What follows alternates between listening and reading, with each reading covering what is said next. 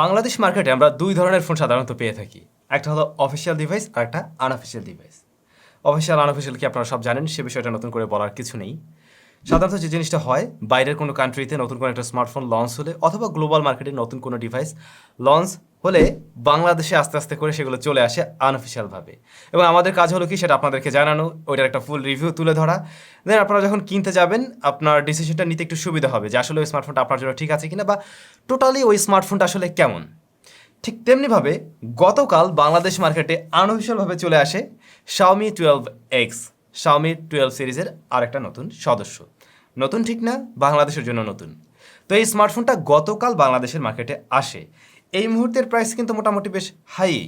তো আমি যেটা বলবো আপনাদেরকে, যখন বাংলাদেশে নতুন একটা স্মার্টফোন আনঅফিসিয়ালভাবে অন্তত চলে আসে, সাথে সাথে না কিনে ফেলে কয়েকটা দিন অপেক্ষা করবেন। এতে করে স্মার্টফোনের দাম কিছুটা কমবে, পাশাপাশি আপনারা আমাদের ফুল রিভিউটা জেনে দেন আপনি স্মার্টফোনটা পারচেস করতে পারবেন, আপনার ডিসিশনটা নিতে পারবেন। তো যেহেতু গতকাল এই স্মার্টফোনটা দেশের মার্কেটে আসে, আমার মনে হয় কয়েকটা দিন অপেক্ষা করুন, ফুল রিভিউ পেয়ে যাবেন, দামও কিছুটা কমবে, দেন আপনার ডিসিশনটা নিতে সুবিধা হবে। তাহলে আজকে আর কি, চলুন তাহলে বক্সটা একটু খুলে দেখা যাক স্মার্টফোনটা কি কি অফার করছে এবং কেমন দাম রয়েছে, কোথায় পাওয়া যাবে, সমস্ত কিছু একটু জেনে নিই। আচ্ছা, Xiaomi 12X গতকাল দেশে ল্যান্ড করার সাথে সাথে আমাদের কাছে পাঠিয়ে দেয় সেলটেক বিডি, যাদের সব বসুন্ধরা সিটি লেভেল 5-এ রয়েছে।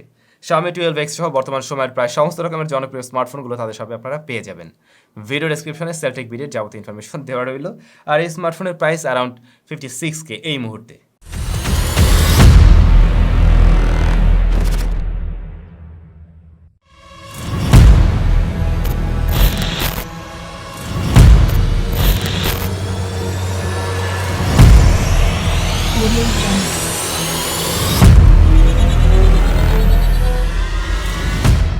বক্স কন্টেন্ট জানা শেষ, এই হলো স্মার্টফোন। মোবাইল ফোনটা খুবই হ্যান্ডি, মানে এটার সাইজ দিক থেকে কিন্তু একটু ছোটোই। আমি যদি আমার OnePlus 8-এর সাথে কম্পেয়ার করি, দেখুন এটার তুলনায় কিন্তু এটা বেশ ছোট, অনেকটাই ছোট। এর ডিসপ্লে সাইজ হলো 6.28 ইঞ্চ, যেখানে বর্তমান সময়ের ম্যাক্সিমাম ফোনে আমরা দেখতে পাই 6.5 বা 7, 8 এমনটা দেখা যায়। সো যারা একটু কম্প্যাক্ট সাইজের ফোন ইউজ করতে চান তাদের জন্য মনে হয় এটা একটা ভালো অপশন হতে পারে। তবে ফোনটা অনেক যে স্লিম এমন না, মোটামুটি মোটাই আমি বলবো, আর একটু স্লিম রাখা গেলে হয়তো বেশ ভালো লাগতো। কিন্তু স্মার্টফোনের বোথ সাইড কার্ভ হওয়াতে, অর্থাৎ ডিসপ্লেটা হালকা কার্ভ, রেয়ার প্যানেল থেকেও একটু কার্ভ, যার ফলে হাতে খুব ভালো গ্রিপ পাওয়া যায়। রেয়ার প্যানেলটা গ্লাস বিল্ড, যেটা ফ্রস্টেড গ্লাস, আর এর ক্যামেরা মডিউলটা কিন্তু বেশ সুন্দর, যদিও ক্যামেরা বাম্প ভালোই। মোবাইলটির body frame metal build, right সাইডে রয়েছে হোম বাটন, তার উপরে ভলিউম রকার। এইটার যে বাটনগুলো এতটা চিকন রাখা হয়েছে, মানে এমন টাইপের বাটন আমি এর আগে দেখিনি। হাতে একটু ফিল দেয়, আপনার কাছে একটু মনে হবে যেন মানে লাগছে বা কেটে যাওয়ার মতো লাগবে, বাট কাটবে না, সমস্যা নেই, কারণ সাইড থেকে কার্ভ করা আছে। উপরে রয়েছে IR blaster, secondary noise cancellation mic, secondary speaker, এবং মাঝে লেখা আছে sound by Harman Kardon. Left সাইডে একদম ক্লিন, নিচের দিকটাতে secondary speaker, USB type C port এবং SIM card slot, microphone. 3.5mm headphone jack নেই। স্মার্টফোনটা আসলে যতটুকু মোটা, ইজিলি এটাতে 3.5mm হেডফোন জ্যাক রাখা যেত, বাট দেয় নেই, কিছু করারও নেই। ডিসপ্লেকে প্রোটেকশন করছে কর্নিং গরিলা গ্লাস ভিক্টাস। শুরুতেই বলছিলাম ডিসপ্লের সাইজ হলো 6.28 ইঞ্চ, ফুল এইচডি প্লাস রেজুলেশনের। এটি অ্যামোলেড প্যানেল এবং 120 হার্টজ হলো এর refresh rate. 1300 nit peak brightness রয়েছে এখানে। ডলবে ভিশন HDR10+-এর সাপোর্ট পাচ্ছেন। ডিসপ্লেটা বেশ রেসপন্সিভ, কালারফুল, অ্যামোলেড প্যানেল ভালোই কালার দেয়, তবে একদম অ্যাকুরেট কালার আমি এটাকে বলবো না, but close to accurate colour দিতে পারছে। আমরা ফুল রিভিউতে অবশ্যই ডিসপ্লে নিয়ে ইন ডিটেলস আলোচনা করবো, আউটডোরে গিয়েও ইউজ করে দেখবো আসলে কেমন হয়।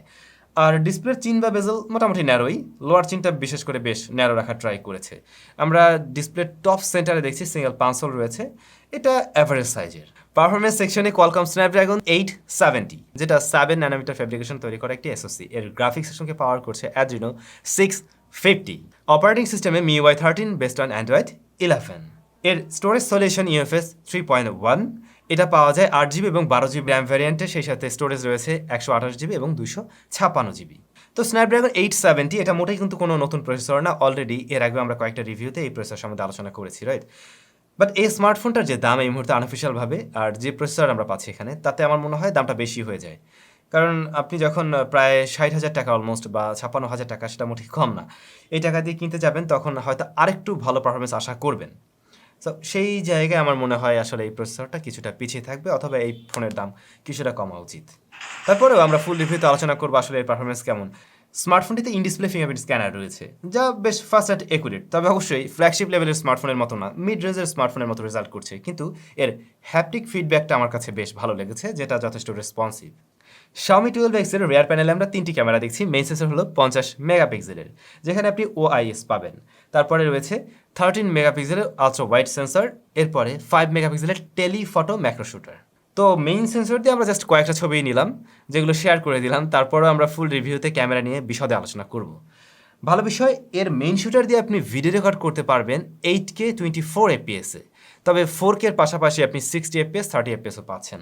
ফ্রন্ট ফেসিং ক্যামেরা হলো 32 মেগাপিক্সেলের, আর এখানেও আপনি ভিডিও রেকর্ড করতে পারবেন সর্বোচ্চ 1080p, তবে 60 এফপিএস পাচ্ছেন।